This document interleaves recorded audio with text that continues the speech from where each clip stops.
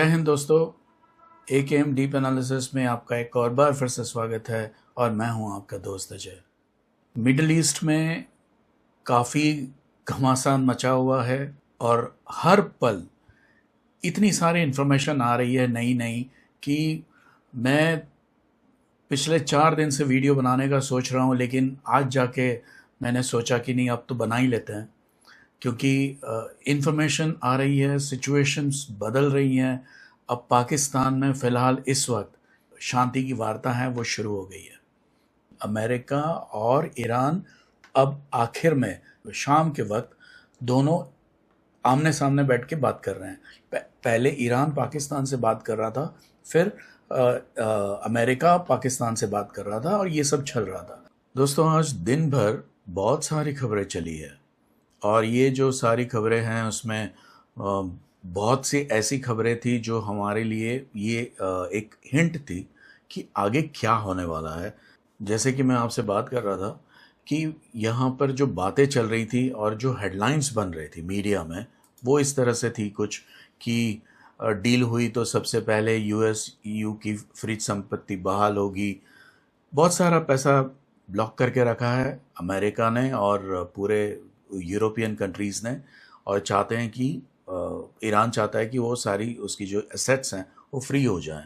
फिर लेबनान में हमले रोकने की शर्त मंजूर। अब ये सारी खबरें सही नहीं हैं। ये जो आ रही है वो वहाँ से निकल रही है जहाँ से, जिसको कहते हैं पाकिस्तान। अब पाकिस्तान से जो सारी खबरें आती हैं वो सारी सही होनी ज़रूरी नहीं है। ईरान की फ्री संपत्ति बहाल होगी, ये पहले कहा गया, दिन ढलते ढलते ये अमेरिका ने डिनाई कर दिया। अब ये जो पूरा टोटल एसेट्स बन रहा है वो हो रहा है करीब करीब 11 लाख करोड़ का, ठीक है। और पैसे कैसे मिलेंगे उसके सारे ये सब ना एक एक आप देखेंगे तो हर जगह पे स्पेकुलेशन है, कोई सही बात नहीं है। तीसरे देश के माध्यम से फंड ट्रांसफ़र होंगे, ये चल रहा था। ये सारी ब्रेकिंग न्यूज़ है, TV9 भारतवर्ष के ऊपर से मैंने ली है, क्योंकि वहाँ पर से जो खबरें आती हैं इंटरनेशनल न्यूज़ के लिए वो काफ़ी तेज़ होती हैं। ईरान के यूरेनियम पर तैयार नहीं अमेरिका। अब ये पहला नेगेटिव चीज़ आया कि अब तक ऐसे लग रहा था कि अमेरिका हर जगह पे सरेंडर कर रहा है। ये फर्स्ट न्यूज़ था जहाँ पर पता चला कि अमेरिका ने ऐसा कुछ भी नहीं कहा कि हमें we are ready to give up, like ऐसे लगे कि अमेरिका सरेंडर कर रहा है, ऐसा कुछ नहीं था। ये पहली खबर थी। उसके बाद ये सच में दूसरी खबर है जो आई थी, लेकिन ये जो खबरें आई हैं वो ये बताती हैं, ये दर्शाती थी कि भाई ये कुछ मुद्दे हैं जिसके ऊपर सीज फायर टूट सकता है, ठीक है। दूसरा था ये एक एनरिच्ड यूरेनियम के ऊपर भी ईरान अड़ गया था। वो भी चाहता था कि वो नहीं हो। बातचीत में ऐसे सारे दौर आते हैं जहाँ पर हर एक पार्टी अपना अपना रुख रखते हैं, अपनी अपनी बातें रखते हैं और हर चीज़ में बाद में उसके ऊपर फिर निगोशिएट होता है। जैसे US ने 10 पॉइंट दिए, अब ईरान ने 15 पॉइंट दिए, या फिर अमेरिका ने 15 पॉइंट दिए, ईरान ने 10 पॉइंट दिए, सारे 25 पॉइंट को मिला के फिर डिस्कस होता है कि किसके ऊपर बात करेंगे और कहाँ पर कॉम्प्रोमाइज़ हो सकता है, ठीक है। तो ये सारी चीज़ें दिन भर होती रही और सब अपनी अपनी ये सारे स्टैंड जो ले रहे हैं सारे ईरान और अमेरिका, वो दर्शाता है कि बातचीत बहुत ही शुरुआती दौर में थी। दोस्तों, मैं एक बात आपसे कहना चाहता हूँ कि मुझे हमेशा से ऐसा लग रहा है कि ये जो सीज़ फायर है वो एक डिसेप्शन है अमेरिका और इज़राइल का। ये बात ईरान बहुत अच्छी तरह से जानता है कि अमेरिका और इज़राइल रुके हैं, वॉर रुक गया है, सीज़ फायर चालू है, लेकिन हमेशा से ईरान को अमेरिका के ऊपर भरोसा नहीं है और अमेरिका तो बस अपने हिसाब से चलता है, उसको जो ठीक लगेगा वो करता है। ये एक टैक्टिकल मूव है, स्ट्रैटेजिकल मूव है। देखते हैं ये कितनी आगे चलती है। युद्ध में ऐसे होता है, युद्ध में कुछ वक्त के लिए रुक जाते हैं। उसके दो रीजन होते हैं। देखिए, एक, हमेशा से हर कोई अपनी साइड सेव करने का सोचता है युद्ध में। पहले, सबसे पहले जो बात होती है वो होती है कि भाई रुक जाते हैं, फिर बात करते हैं, और बात करने के साथ साथ एक तैयारी होती है। एक जो अभी युद्ध चला है उसमें दोनों बाजुओं ने बहुत एक दूसरे के ऊपर हमले किए हैं, तो वो रिव्यू करते हैं कि भाई हमारे अब कितने वेपन्स हैं, कहाँ पर क्या स्टॉक है, कैसा है, कितना हमको वापस लाना पड़ेगा, कितना उसको रिप्लेनिश करना पड़ेगा।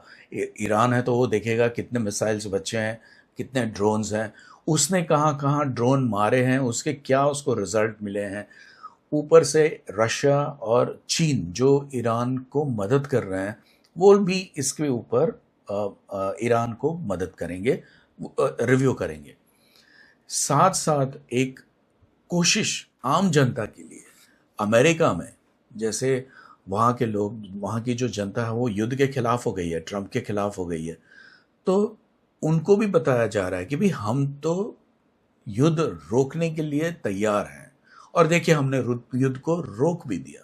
तो ये एक दो-धारी तलवार है, वो किधर भी चल सकती है, युद्ध भी हो सकता है, शांति की तरफ बातें आगे भी बढ़ सकती है। लेकिन मेरा मानना ये है कि अमेरिका ने अपना 5 एयरक्राफ्ट कैरियर्स का जो बैटल ग्रुप है वो मिडिल ईस्ट में भेजा हुआ है। उसके सैकड़ों विमान एयरफोर्स के या नेवी के वहाँ पर तैनात हैं। सबमरीनें वहाँ पर जा रही हैं। अब तो ट्रूप्स भी जा रहे हैं, बहुत सारा, करीब 12,000 के करीब तो ट्रूप्स वहाँ पहुँच गए हैं। अब वहाँ पर पूरी तैयारी के साथ अमेरिका ईरान पर हमला करने के लिए तैयार है। ऐसे में अमेरिका ने ये सारा जो ट्रूप्स, जो उसके एयरक्राफ्ट कैरियर्स और उसके जो वॉर मशीन्स हैं, वो सबको जो वो मिडिल ईस्ट में लेके गई है, तो वहाँ पर वो ऐसे ही तो खर्चे नहीं हुए होंगे। सिर्फ ट्रांसपोर्टेशन के लिए अगर आप उनके जो बेसेस हैं, अलग अलग दुनिया भर में बेसेस हैं, वहाँ पर से ये सारे जो वॉर मशीन्स हैं, इनको मिडिल ईस्ट में लेके आने का खर्चा ही बिलियंस ऑफ डॉलर्स में। तो क्या अमेरिका सिर्फ ईरान को डराने के लिए ये सब कर रहा था क्या? अमेरिका ने उस बातों को लेकर ये युद्ध शुरू किया। उसमें सबसे पहले था रिजिम चेंज। खामेनेई की रिजिम को हटाना चाहते थे। आयतुल्ला खामेनी मर गए, लेकिन मुश्तबा अभी जिंदा है, तो रिजिम चेंज नहीं हुआ। 450 किलो या 400, कभी 440 किलो बोलते हैं, कभी 460 किलो बोलते हैं, तो जो भी कुछ है, 400 plus KG uranium, enriched uranium up to 60%, वो अभी तक हासिल नहीं हुआ है। ठीक है।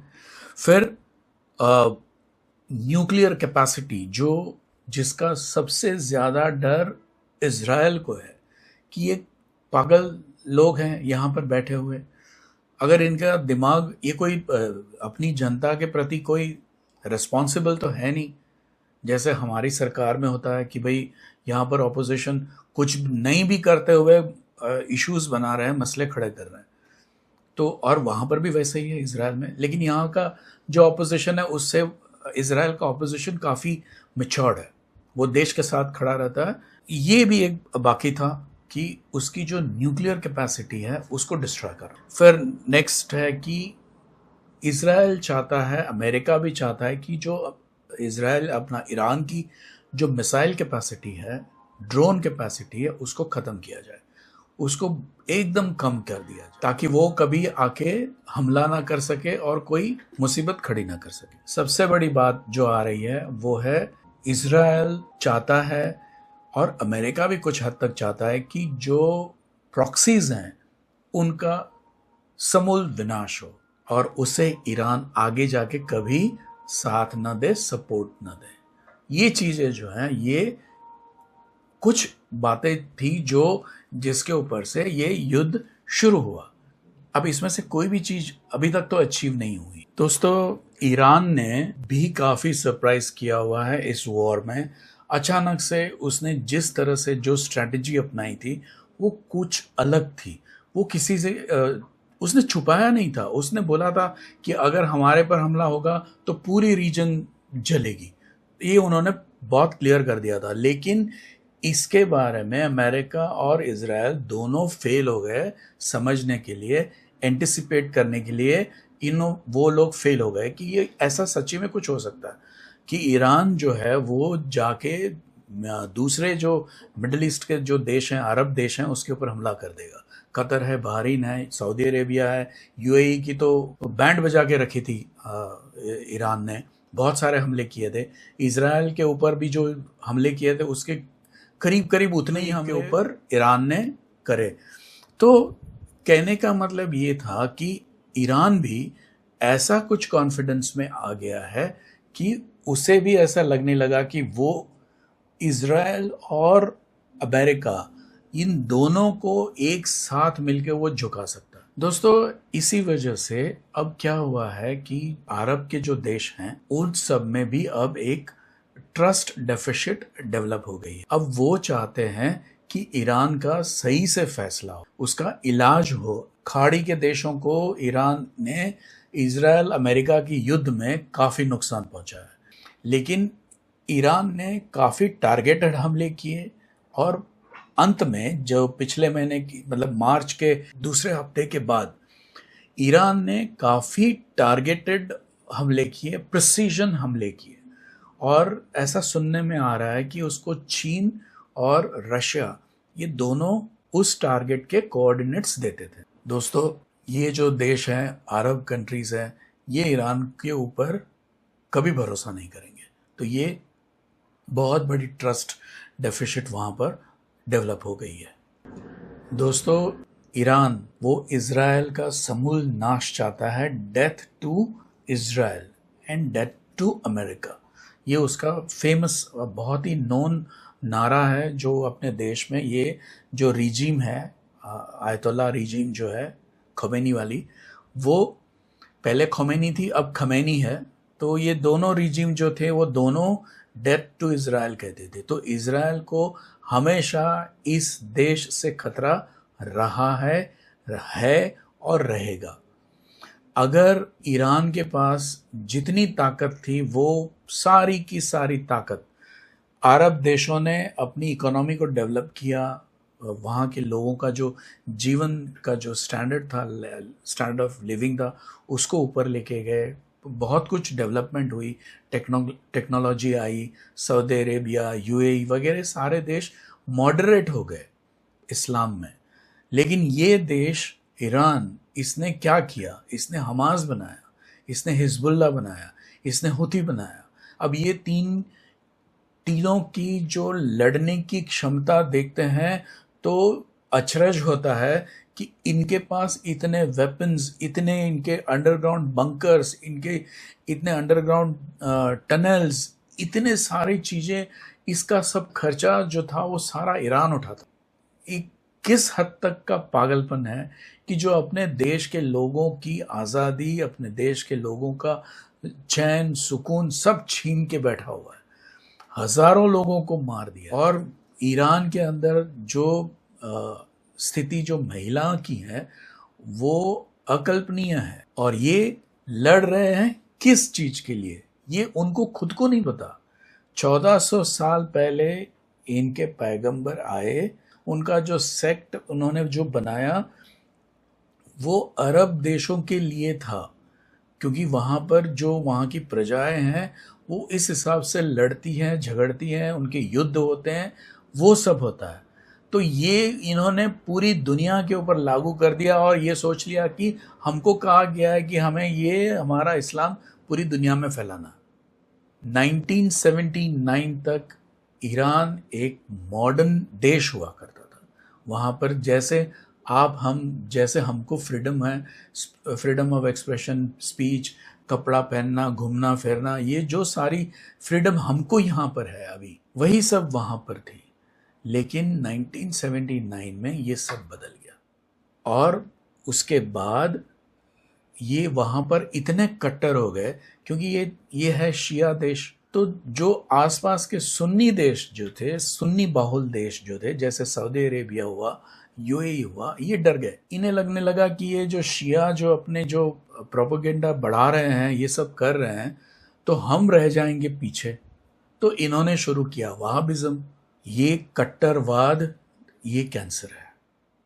इसने जितना नुकसान मानव सभ्यता को किया है, उतना नुकसान किसी काल में किसी इस तरह से जो बिलीवर्स हैं, मानने वाले लोग हैं, अलग एक जो इसको धर्म बोलते हैं, वैसे वो धर्म नहीं है, एक पॉलिटिकल मूवमेंट है। ये मैंने बहुत बार कहा। ये देश, ये इज़राइल के पीछे लगा हुआ है, कहता है कि पैलेस्टाइन जो है वो उसकी ज़मीन पर इज़राइल बना है। इन मूर्खों को क्या बताएं इतिहास का, इन्हें कुछ ज्ञान नहीं है। ये इतनी इग्नोरेंट प्रजा है कि कोई समझ ही नहीं है इनको। 4000 साल पहले की यहूदी की सिविलाइजेशन, और जहां पर आज इज़राइल है, वहां पर पैलेस्टाइन जो अभी बना है वो पूरा इज़राइल था, वो यहूदियों का देश था। मार काट के इनको डरा के धमका के भगाते गए, और ये वो अपनी जगह छोड़ के चले गए। जब इज़राइल बना, ये सारे इकट्ठे हुए, अब सब एक जगह पे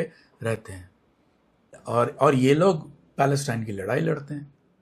इतना जबरदस्त इनका नैरेटिव बनाने का जो एक मैकेनिज्म है, उसकी तो दाद देनी चाहिए। मैं आपको एक याद दिलाता हूं, अगर आपको याद हो तो।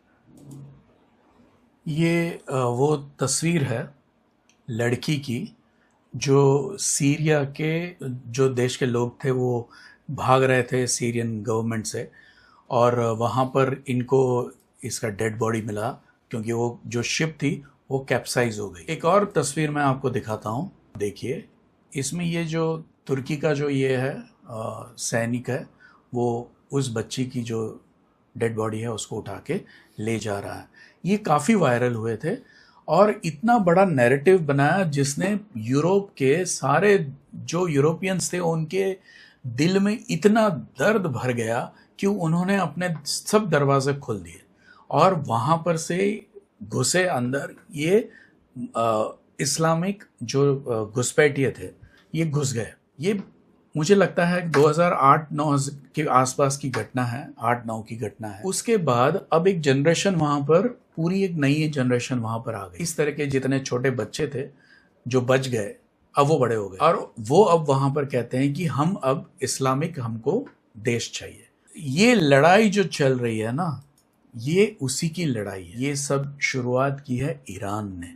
ईरान की अभी की जो सरकार है, और उसकी जो पिछली 2 सरकार थी, आयतुल्लाह खुमैनी और आयतुल्लाह खमेनी, और अभी ये मुज्तबा, ये तीनों वहाँ के लोगों के लिए तो खतरनाक है, खराब है, पीड़ा देने वाली सरकार है, लेकिन ये दुनिया के लिए भी बहुत खतरनाक, क्योंकि इनकी जो आइडियोलॉजी है, ये है कि इस्लाम को फैलाओ। इन्हें पैसे से, ये सारी चीज़ों से नहीं खरीद सकते।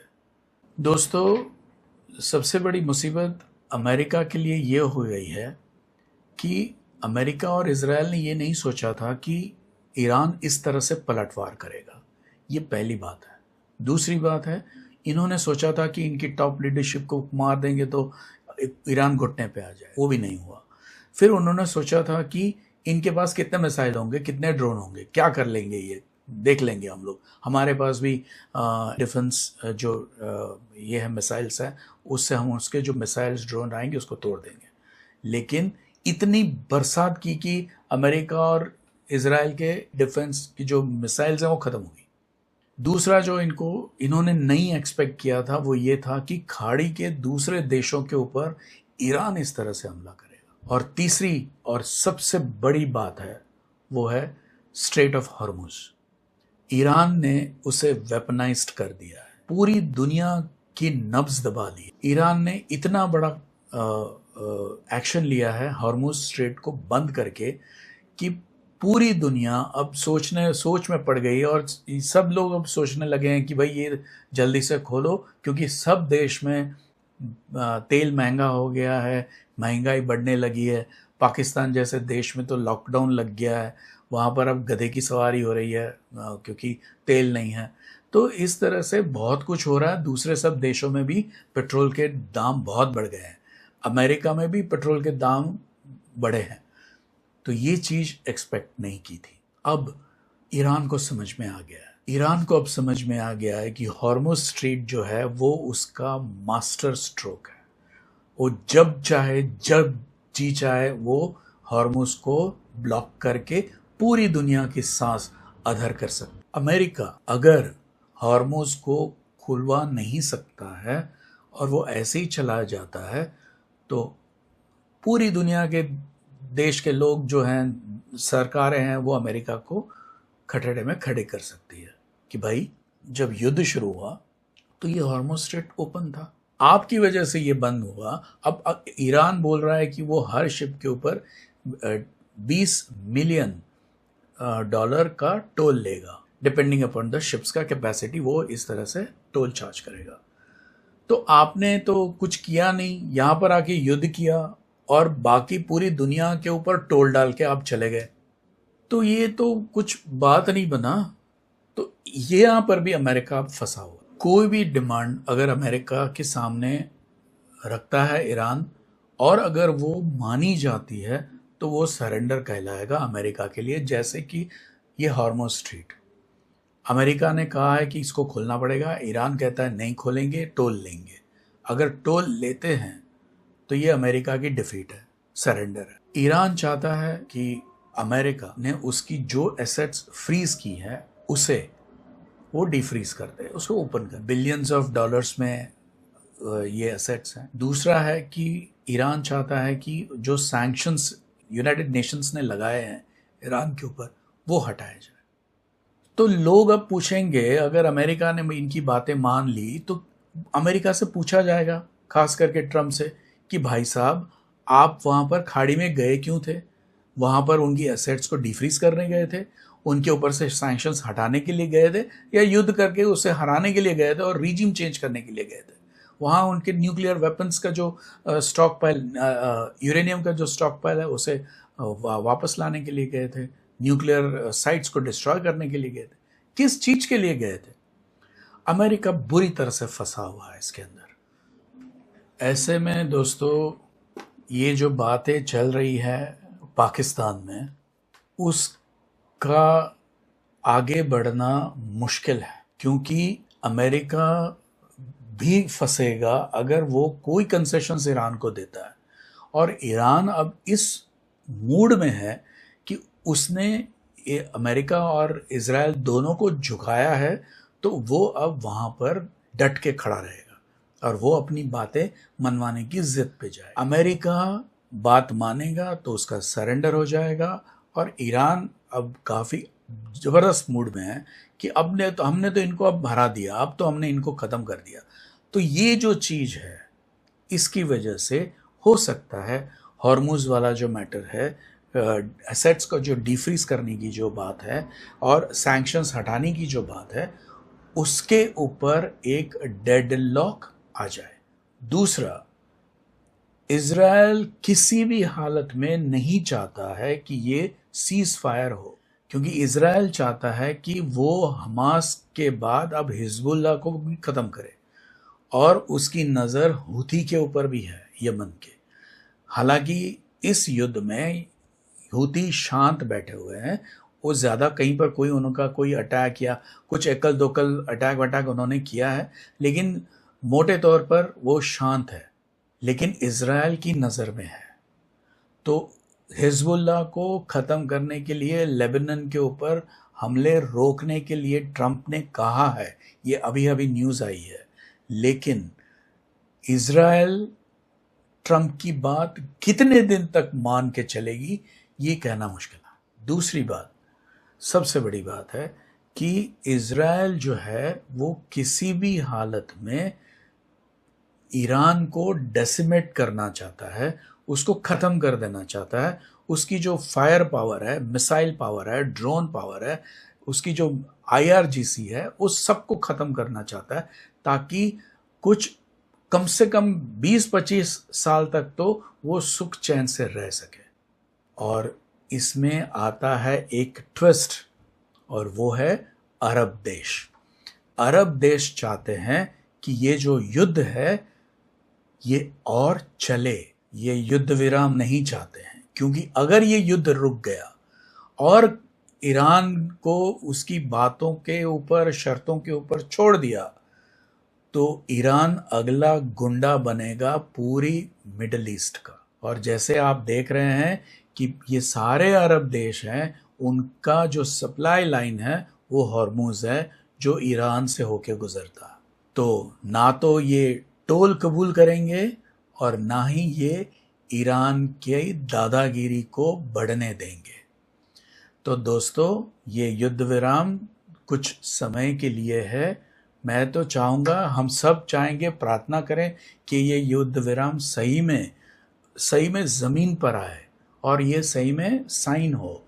लेकिन ये होगा नहीं, क्योंकि ये जो मैंने आपको अभी रीजंस बताए, ये बहुत बड़े फैक्टर्स हैं जो काम करेंगे।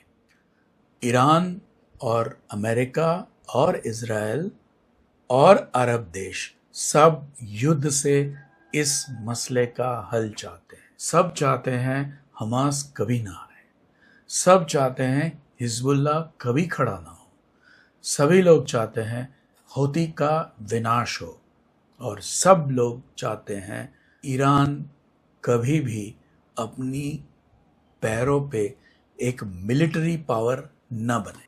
ये ईरान कहता है कि हमारा भारत के साथ सिविलाइजेशनल रिलेशनशिप है। कौन सा सिविलाइजेशन? अगर पर्शियन लोगों के साथ की बात करते हैं, जो ज़ोरोस्ट्रियन जो थे, पारसी जिसको हम बुलाते हैं पर्शियन, अगर उसकी बात करते हैं तो हमारे थे सिविलाइजेशनल रिलेशंस थे। लेकिन अभी ये जो पिछले 47 साल से जो चला आ रहा है, वो तो एक बार्बरिज्म है वहाँ पर। और वो लोग चाहते हैं कि भारत के अंदर के जो शिया हैं वो उनको समर्थन दे। कश्मीर के मूर्खों ने किया है, कश्मीर में से पंडितों को जो भगाया था, जिनको लूटा, घर जायदाद सब लूटा, और ये अब इनको मदद करने चले हैं। भिखारी मदद कर रहे हैं, जिनके खाने के लाले पड़े हुए हैं वो ईरान को मदद करने निकले। ये है हमारे देश का हाल। तो ये सब खड़ा इसी वजह से हुआ है क्योंकि इनके पास तेल का, हराम का पैसा है। ये नसीब से उनको पैसा मिला। कुछ लोगों ने इसका सही इस्तेमाल किया, जैसे कि यूएई सही रास्ते पे गया। दुबई, उसने बहुत अच्छी से, दुबई में तेल नहीं है लेकिन वो एक बहुत अच्छा देश बना, एक अच्छा सेंटर डेवलप हो गया फिनटेक में। तो कहने का मतलब ये है कि ये अगर रहेंगे तो ये सभी जगह पर पूरी दुनिया में अशांति फैलाएंगे। इनका नाश होना बहुत जरूरी। नाश से मेरा मतलब है इनकी जो फाइनेंशियल पावर और मिलिट्री पावर, वो किसी भी हालत से, यो युद्ध से मार कर, उनको डिस्ट्रॉय कर कर, उनकी फैक्ट्रियां तबाह कर कर के जो भी कोई कुछ कदम उठाने पड़े वो उठाने चाहिए। दोस्तों, आज के लिए बस इतना ही। मेरा ये वीडियो आपको कैसा लगा प्लीज़ कमेंट करके अपनी राय ज़रूर लिखें। मेरे इस वीडियो को लाइक करें, अपने दोस्तों में, रिलेटिव्स में शेयर करें। मेरे इस चैनल को सब्सक्राइब करें, बेल आइकन दबाना बिल्कुल भी ना भूलें, क्योंकि मेरे हर नए वीडियोस का नोटिफिकेशन आपको तुरंत मिल जाएगा। इसी के साथ आज्ञा दीजिए। जय हिंद, वंदे मातरम, भारत माता की जय।